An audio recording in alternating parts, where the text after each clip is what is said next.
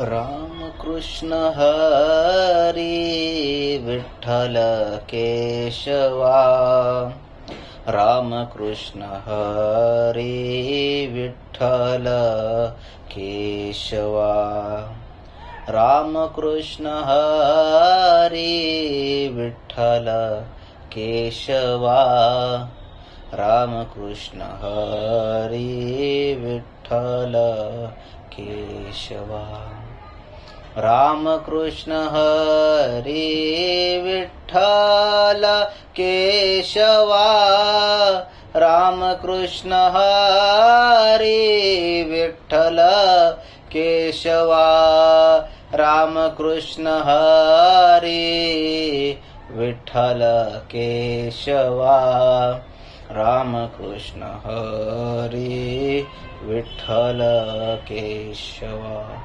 पुंडलिक वरधारी विठ्ठल, श्री ज्ञानदेव तुकाराम, पंढरीनाथ भगवान की जय. माऊली ज्ञानेश्वर महाराज की जय. श्रीमंत श्री जगद्गुरु तुकाराम महाराज की जय. आज आपण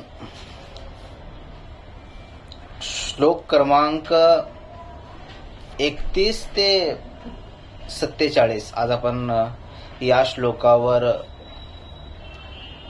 त्याचा अर्थ जाणून घ्यायचा प्रयत्न करूया. जसं भगवंत सद्बुद्धी, जसं भगवंतांचं मन असेल, जसं त्यांचं मन असेल की अशा प्रकारे तो सांगितलं पाहिजे, तर त्या हिशोबाने मी सांगायचा प्रयत्न करेन. आणि दुसरी गोष्ट हे की आता आपण 31व्या श्लोकापासून आता आपण सुरू करणार आहोत. तर मग 31वा श्लोक काय म्हणतंय पहिल्या अध्यायामधलं, पहिल्या अध्यायामधलं 31वा श्लोक काय म्हणतंय ना, बघूया. निमित्तानि च पश्यामि विपरीतानि केशव, न च श्रेयोन पश्यामि हत्वा स्वजनमाहवे. आता अर्जुन आता काय म्हणतंय भगवंतांना की भगवंता, हे मला एक वेगळंच विपरीतच असं काहीतरी मला बघायला भेटतंय. एक वेगळं निमित्तच घडतंय, विपरीत काहीतरी मला दिसतंय. नच श्रेयून पश्यामी, आता आपलं काही कल्याण होईल असं मला काही वाटत नाही. या हत्वा स्वजन माहावे, या बोलतात ना, या या धृतराष्ट्राच्या पुत्रांना यांची हत्या करून आपल्याला काही प्राप्त होणार आहे, आपलं काही कल्याण होणार आहे असं मला काही आता वाटत नाही. पुढे काय म्हणतात ते बघा. न कांक्षे विजयम कृष्ण, न च राज्यम सुखानि च, किम नो राज्येन गोविंद, किंबो गैरजीवितेन वा. मग भगवंत अर्जुन काय म्हणतायत, न कांक्षे विजयम कृष्ण. अर्जुन म्हणतायत, आता हे अर्जुन म्हणतात की हे राज्य जे मला सुख देणार आहे, विजय प्राप्त करून देणार आहे, मला हे राज्य नको, हे मला विजय सुद्धा नको. किमनो राज्यन गोविंद, या बोलतात ना की भीष्म, द्रोण या सर्वांना मारून मला कसलंच भोग भोगायचं नाही. पुढे म्हणतात, येषामर्थे कांक्षितम नो राज्यम भोगाः सुखानि च, त इमे वसिता युद्धे प्राणास्त्यक्त्वा धनानि च. पुढे म्हणतात, येषामर्थे कांक्षितम नो. आता मला एक कळत नाहीये की ज्यांच्यासाठी एवढं धन कमवायचं, ज्यांच्यासाठी एवढं राज्य सुख कमवायचं, राज्य जिंकायचं, सर्व काय करायचं, तेच आज आपल्या समोर, तर इमे वसिता युद्धे प्राणस्त्यक्त्वा धनानि च, ते आज आपल्या समोर, माझ्या समोर उभे आहेत, माझ्या समोर उभे आहेत. ते प्राणाची थोडीही काळजी न करता ते आज मारायला उभे आहेत. पुढे म्हणतात, कोण कोण आहेत बघा. आचार्य पितरः पुत्रास, तथैव च पितामहाः, मातुला श्वशुराः पौत्राः, शाला संबंधिनस्तथा. कोण कोण आहेत. आचार्याः, म्हणजे द्रोणाचार्य, भीष्माचार्य, पितर, वंदनीय, आदरणीय, पुत्रास तथैव च पितामह, तेच भीष्म आहेत, मातुला, मामाची पोरं आहेत, स्वशुरान सासरे आहेत, म्हणजे दुर्योधनाचे सासरे म्हणजे माझे सासरे, पौत्र आहेत, शाला आहेत म्हणजे बायकोचे भाऊ, त्यांना शाला म्हटलं गेलेलं आहे. असे सर्व संबंधी ना सर्वजण इथे काय आहेत, इथे आज समोर माझ्या थांबलेले आहेत. पुढे म्हणतात एतान हंतुम इच्छामि ज्ञातोपि मधुसूदन अपि त्रैलोक्य राज्यस्य हेतोहि किम्नु मही कृते. अर्जुन म्हणतायत की त्यांना आता मला इच्छाच नाही मला त्यांना आता मारायची, त्यांचा घात करण्याची मला इच्छा नाही. मधुसूदन भगवंता, त्यांना आता मला मारायची सुद्धा इच्छा नाही. अपि त्रैलोक्य राज्याचे, हे त्रैलोक्य राज्य जरी मला युद्ध करून जरी भेटलं तरी मला हे त्रैलोक्य राज्य नको. की हे तोही किम्नो मही कृते, युद्ध न करता हे त्रैलोक्याचे राज्य जरी भेटलं तरी मला हे भगवंत युद्ध न करता तरी जरी हे राज्य भेटलं तरी मला हे राज्य नको. मग पुढे आता काय म्हणतात ते, निहतधात राष्ट्रांना का प्रीती ही सांजनार्दन पापमेवाश्रयेद अस्मान हत्वैतान तताईनः.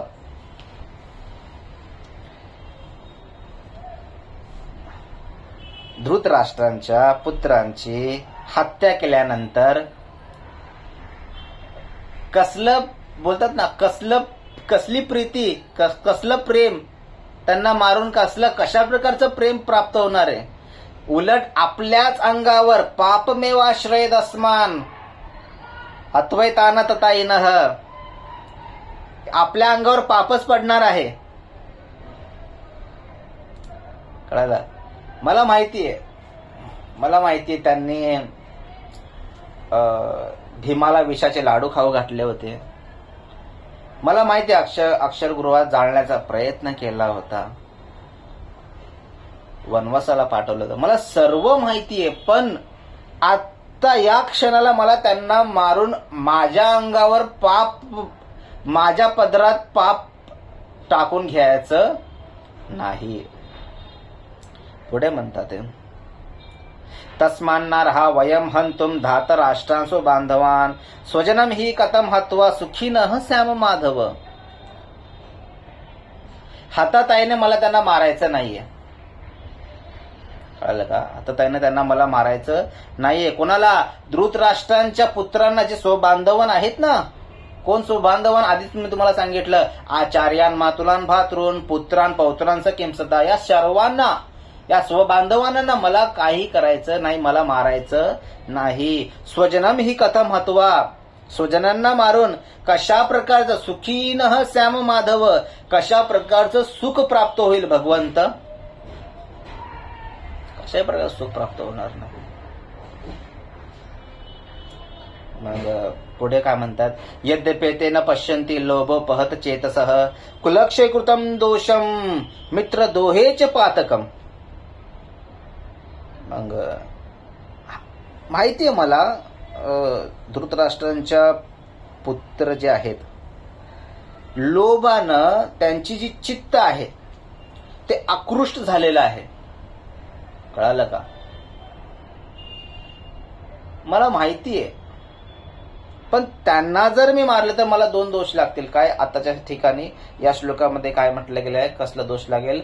कुलक्षय कृतम दोषम, कुळाला मारण्याचा दोष लागेल, आणि मित्र दोहेच पातकम, मित्राला मारण्याचा दोष लागेल.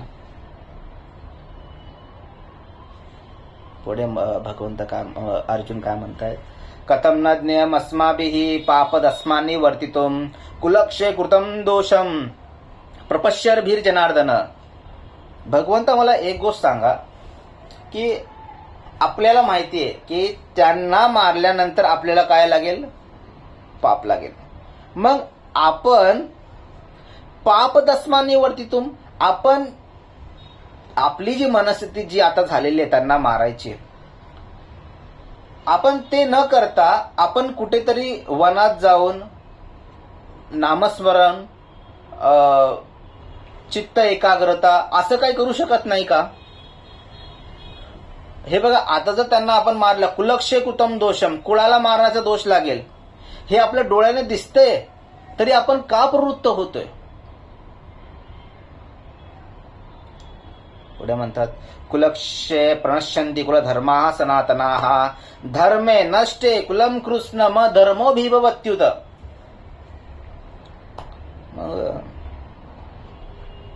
कुलक्षे प्रणश्यन्ति,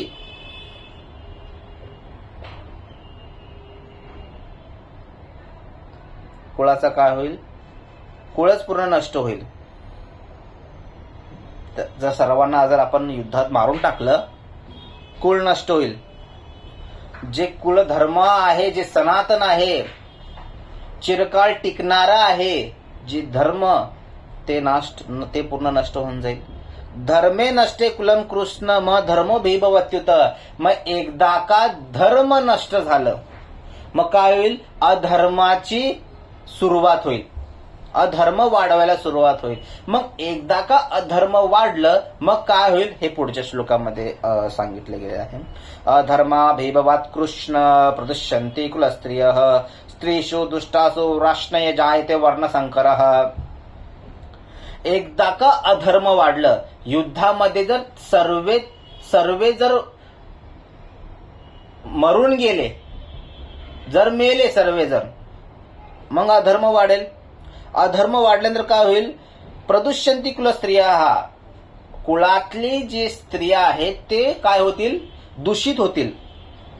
स्त्रीषु दुष्टासु राष्ट्रय, स्त्री काय होईल? मग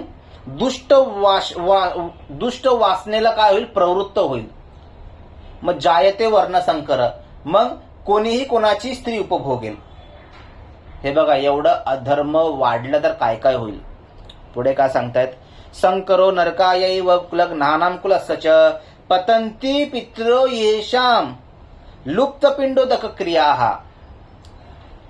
वर्णसंकर वाढलं, मग नरकाचीच वाट जावी लागते. मग त्या माणसाला नरकातच जावं लागतं. कुलघ्नानां कुलस्य च, मग कुळ पूर्ण नरकातच जातात. अजून पतंती पितरो येशाम, म्हणजे जे पितर आहे, जे स्वर्गामध्ये आहेत, ते सर्व नरकात जातात. लुप्त पिंडोदक क्रिया, हा मग काय होईल? जे आता मला सांगा, सर्वांचं जर घात झालं तर पिंडदान करायला कोणी हे होईल का? राहील का? कोणी राहणार नाही. त्याच्यामुळे काय होईल? जे पिंडदान आहे ते काय होईल? लुप्त होऊन जाईल, संपून जाईल. पुढे म्हणतात, अजून कसला दोष लागेल? ऐका. दोषे रेते हि कुलघ्नानां वर्णसंकर कारकैहि उत्सांदन्ते जाती धर्माः कुलधर्माश्च शाश्वताः. कसला? कुळाला मारण्याचा दोष लागेल, वर्णसंकर झाल्याचा दोष लागेल, उत्सांदन्ते जाती धर्माः म्हणजे जाती धर्माला नष्ट केल्याचा दोष लागेल, कुलधर्माश्च शाश्वताः शाश्वत असणाऱ्या, चिरकाळ टिकणाऱ्या धर्माला नष्ट केल्याचा दोष आपल्याला लागेल. अजून पुढे काय म्हणतात? उत्सन्न कुलधर्मांनां मनुष्यानां जनार्दन नरके नियतम वास भवतीत्यनुशुश्रूम. कुळाला नष्ट केल्यानंतर मनुष्याला नरकाचीच वाट भोगावी लागते. नरकच, फक्त नरकात त्याचा वास होणार. हे मी सांगत नाहीये, भवतीत्यनुशुश्रूम हे शास्त्रात सांगितले गेले आहे. शास्त्रात सांगितले गेलेलं आहे की कुळाचा नष्ट झाल्यानंतर त्या मनुष्याला नरकाचीच वाट भोगावी लागते. म्हणजे जेव्हा हे सर्व सांगितलं, मग अहो बत महत् पापम कर्तुम व्यवसिता वयम यद्राज सुख लोभेन हंतुम स्वजन मुद्दताः. मग अर्जुनाला मनातूनच खेद निर्माण झाला, करुणा निर्माण झाली की बाप रे बाप, हे एवढं मोठं मी पाप करण्यासाठी प्रवृत्त झालोच कसा? आणि ते पण कशासाठी? या बोलतात ना की या नाशिवंत राज्यासाठी, या सुखासाठी, भोगण्यासाठी मी एवढं मोठं जे पाप माझ्या अंगावर घेणार होतो, त्यांना मारून माझ्या स्वजनांना मी मारायला तयार झालो. खूप मोठं पाप, म्हणजे खूप वेगळीच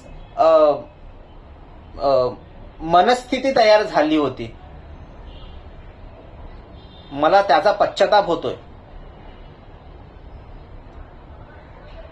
नाही करायला ना, असं विचार मनातही नाही आणायला पाहिजे होता, असं या श्लोकात सांगितलंय. पुढे म्हणतात, यदि माम प्रतिकार शस्त्रम शस्त्रपाणयः धात राष्ट्रारणे हन्योस्तन्मे क्षेमतरम भवेत. आता अर्जुन काय म्हणतात की यदि माम प्रतिकार शस्त्रम शस्त्रपाणयः, आता जरी त्यांनी मला मारून जरी टाकलं तरी मी आता काय करणार नाही. धृतराष्ट्रांच्या पुत्रांनी मला रणांगणात मारून जरी टाकलं तरी मी काही करणार नाही. तन्मे क्षेमतरम भवेत, हे पाप मी माझ्या अंगावर आता घेणार नाही. पुढे अशा प्रकारे संजय उवाच एवमुक्त्वा अर्जुनः संख्ये रथोपस्य उपाविशत् विसृज्य शस्त्रं चापं शोक संविघ्न मानसः. अशा प्रकारे आता संजय काय करत, धृतराष्ट्राला सर्व काही सांगतोय की अशा प्रकारे अर्जुनाने असं भगवंताला बोलल्यानंतर रथोपस्य उपाविशत, रथातून तो खाली उतरला. खाली उतरल्यानंतर विसृज शस्त्रं चापम, म्हणजे जे धनुष्य सर्व काही गळून पडलं खाली. आणि शोक संविघ्न मानस, अशा प्रकारे तो शोक करू लागला. या सर्व गोष्टी हरिओम तत्सदिती श्रीमद भगवद्गीता सुपनिषत्सु, म्हणजे हे जे अर्थ आहे, हे अर्थ कुठून घेण्यात आलं, ब्रह्मविद्यायाम योगशास्त्रे, इथून हे अर्थ घेण्यात आला आहे. आणि हे काय आहे, श्रीकृष्णार्जुन संवादे, म्हणजे भगवंत आणि अर्जुना या दोघांच्या संवादामधून अर्जुन विषाद योगो, म्हणजे अर्जुनाने केलेलं खेद, अर्जुनाने केलेलं हे दुःख जे आहे ते या नाम प्रथमोध्याय या पहिल्या अध्यायामध्ये त्यांनी सांगितलं. रामकृष्ण हरी.